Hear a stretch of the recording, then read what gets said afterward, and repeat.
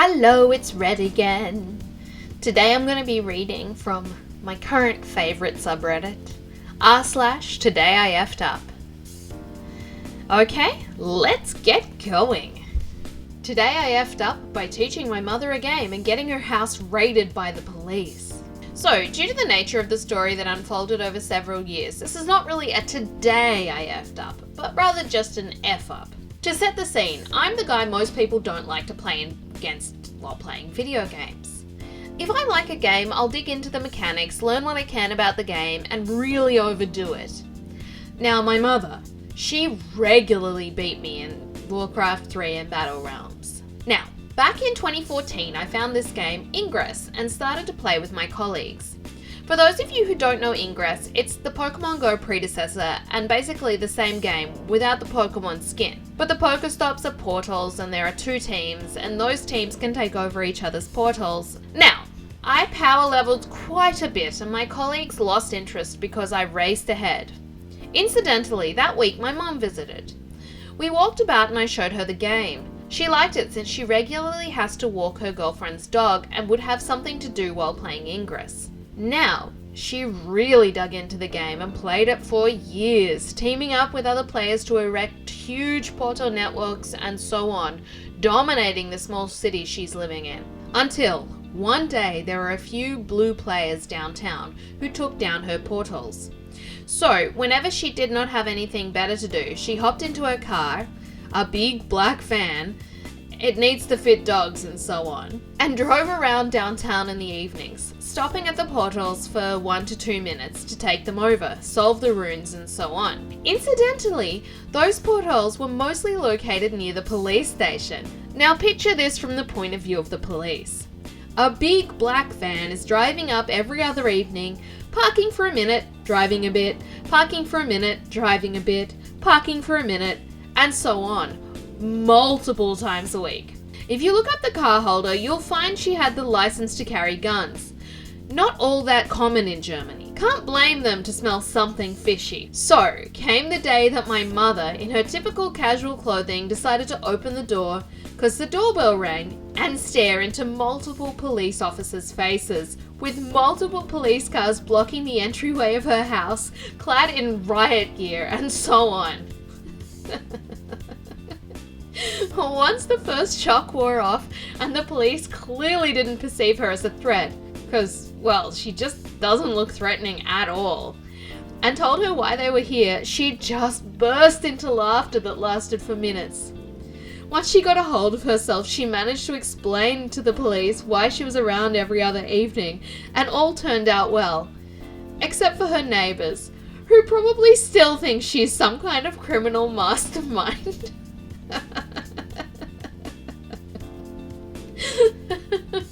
This reminds me of one of my other videos from just a couple of days ago,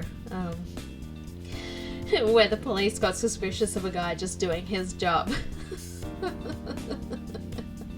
Okay, quickly like the video and we'll get on with our next story.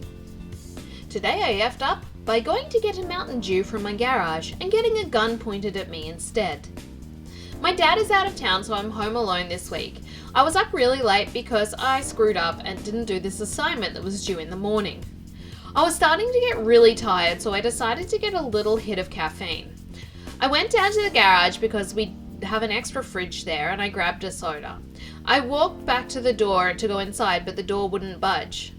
This is when I realized I F'd up, because not only did I lock myself out of the house with no shirt, no keys, and no phone, I also failed to remember that my home security system was armed. Right as I finished that thought, my surprisingly loud security system went off. There's a 30-second delay to allow someone to punch in the security code before it goes off. I start panicking and trying to force the door open so I can shut the alarm off. I realized that wasn't going to work and just started pacing and freaking the F out. It took longer than I'm proud of to realize that I'm in a garage and I can just open the garage door. After I raised the garage door, I ran to the front door and locked, of course. Fortunately for me, there's 3 other doors on the side and back of the house that I could get into the house from. Unfortunately for me, those 2 were locked. I defaulted back to stress pacing until I decided, F it, the cops will be here soon and maybe they can help me. Well, I was half right. I opened the side gate and walked back to the front of the house when all of a sudden someone screams at me, "Stop! Let me see your hands!" I freeze up in fear because I'm realizing that 2 cops who are responding to a home invasion are now pointing guns at me. The weird shirtless guy coming from the backyard.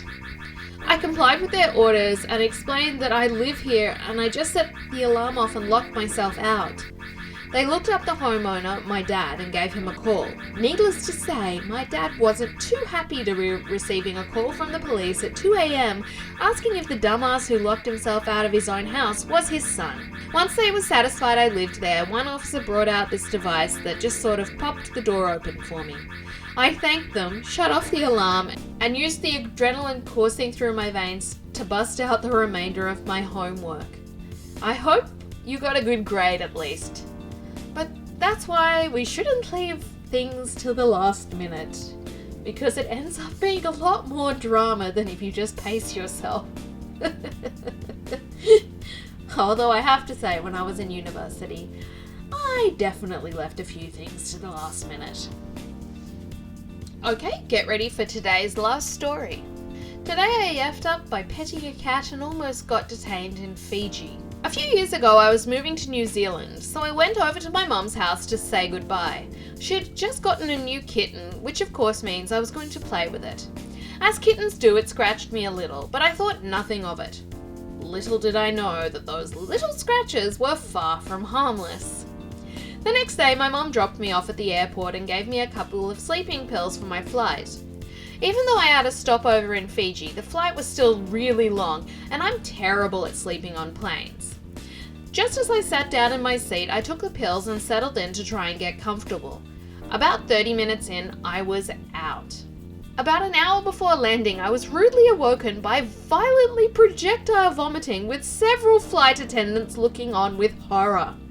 The person who had been sitting next to me was no longer there.